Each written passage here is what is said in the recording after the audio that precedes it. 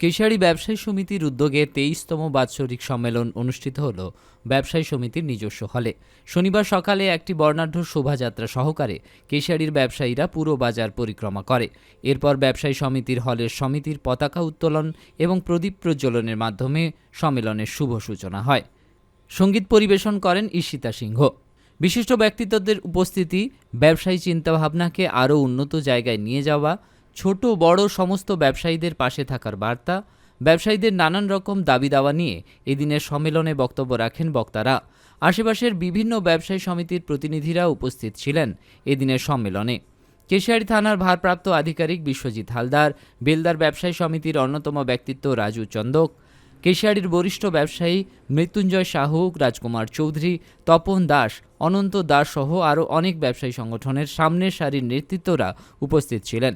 সম্মেলন উপলক্ষে এদিন বিকেল পর্যন্ত পুরো বাজার বন্ধ থাকে। প্রাকৃতিক দুর্যোগকে উপেক্ষা করে সমস্ত ব্যবসায়ীরা এদিনের সম্মেলনে উপস্থিত হন। এবং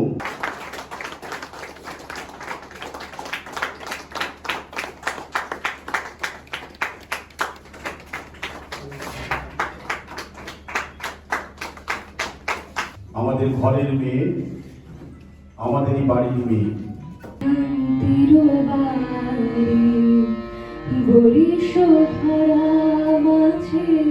শান্তির বাড়ি শুষ্ক হৃদয় আছে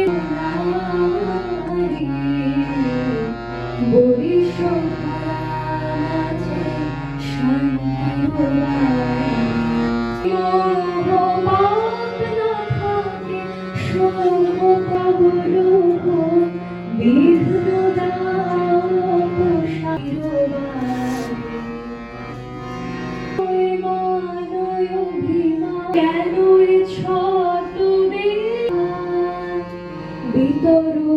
এবং ভালোভাবে যেন অনুষ্ঠানটা শেষ হয় এই বলে আমি অনুরোধ করছি আমাদের আরেক ব্যবসায়ীদের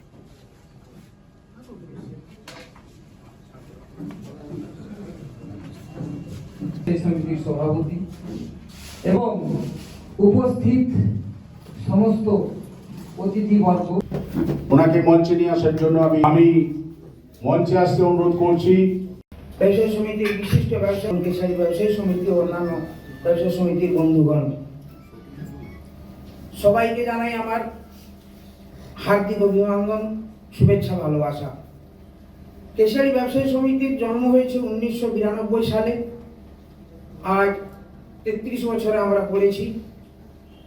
আমরা প্রতি বছর সম্মেলন করতে পারিনি, সেই নিরিখে আমাদের আজকের সম্মেলন 23তম সম্মেলন। এটা আমরা অনেকে ভুল করেছি। সবাই ভেবেছে বোধহয় ব্যবসায়ী সমিতির বয়স 23 বছর নয়, ব্যবসায়ী সমিতির বয়স অনেক বেশি। সম্মেলন হয়েছে আমাদের 23টা, এটা নিয়ে 23 সম্মেলন চলছে। দায়িত্বভার আমাকে 1 মাস আগে আবার পুনরায় দেওয়া হয়েছে, কারণ আমাদের কমিটি আমাকে সহযোগিতা করেছে। সেই সহযোগিতায় আমি যেভাবে পার করেছি তারা খুশি হয়ে বললেন আপনারা আরো 3 বছর চালান। যাই হোক, এখন আমাদের শব্দ সভাপতি এবং আমার বর্ষিয়ন দাদা মৃত্যুঞ্জয় দা, রাজকুমার দা, দেবাশিস দা, তপন দা, তাদের কাছ থেকে আমি আজ শিক্ষা নিয়ে আজ ব্যবসায়ী সমিতির সম্পাদক হয়েছি। আজ ধরুন 5 বছর আমি চালাচ্ছি। মঞ্চে আসতে অনুরোধ করছি।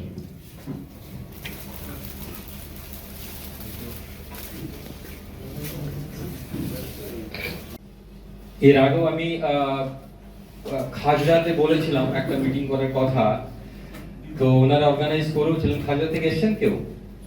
আসেনি? আচ্ছা, ওকে, বেশ। তাহলে সেই প্রসঙ্গ আর বলছি না। নসিপুরে আমি করেছি ব্যবসায়ী সমিতির সঙ্গে। নসিপুর থেকে কেউ এসেছেন কিনা আমি জানি না। আর ঝলবেলুনে একবার করেছিলাম সন্ধ্যের সময়, খেয়াল পড়ে। আর কেশিয়াড়িতে তো সবার সঙ্গে দেখা হচ্ছে ডে টু ডে। আমি বিকেলে প্রায় দিনই, মানে প্রায় দিন না, সপ্তাহে 2-3 দিন বার হয়। আমি আমার থানা থেকে হেঁটে হেঁটে আমি বাজার আসি, বিভিন্ন suspicious movement of person watch করি এবং তারপর যা যা ভাবার ভেবে আমি আবার ফিরে যাই। যদি কিছু চোখে পড়ে তো আমি তার অ্যাকশন নিই, কিন্তু ইনসিডেন্টলি একদিনই একটা ইনসিডেন্ট আমার চোখে পড়েছিল, তার আমি অ্যাকশন নিয়েছি। আদারওয়াইজ সবসময় পিসফুলি সবকিছু থাকে বলে কিছু করতে হয় না। দেখুন, ব্যবসার সম্পর্কে আমার যে কনসেপ্ট সেটা হচ্ছে ব্যবসা ছাড়া তো একটা দিনও চলতেই পারে না। কি করে চলবে? লক্ষ্মী তার ঘরে বাস করে, কিন্তু এই কথাকে অনেকে বিতর্কের সুরে নিয়ে যেতে পারেন, কিন্তু আমি মনে করি সেটা আজও অব্যাহত রয়েছে। কিরকম? চাঁদ সদাগরের কাহিনী শুনেছেন? সেখানে চাঁদ সদাগর বাণিজ্য যিনি করেছিলেন তাকে বণিক বলা হয়। আজও পৃথিবীতে যারা ব্যবসা কন্ট্রোল করেন তাদের একটা সভা হয়, সেই সভার নাম বণিক সভা। তাহলে সেই ধারাবাহিকতা অবশ্যই প্রযোজ্য, অবশ্যই আছে। বাংলায় কয়েক দশক আগে একটা কথা খুব চালিয়েছিল বিভিন্ন স্তরে, গ্রামে এবং শহরে। ছড়াটি ছিল এরকম: ব্যাপারে অপার দুঃখ, সর্বসুখ চাষে, চাকুরিয়া ভব ঘুরে, ঘুরে দেশে দেশে। মানে কি? যিনি ব্যবসা করছেন তার কপালে দুঃখ আছে, অথচ যিনি চাষ করেন তিনি সুখী। আর যিনি চাকরি করেন, আইসি সাহেব আজ কেশিয়ারি, কাল সবং, পরশুদিন অন্য জেলায় চলে গেছে। এই ধরনের মা মাসিরা যখন ভাবনা করতেন তখন ব্যবসাকে খুব বেশি মান্যতা দেওয়া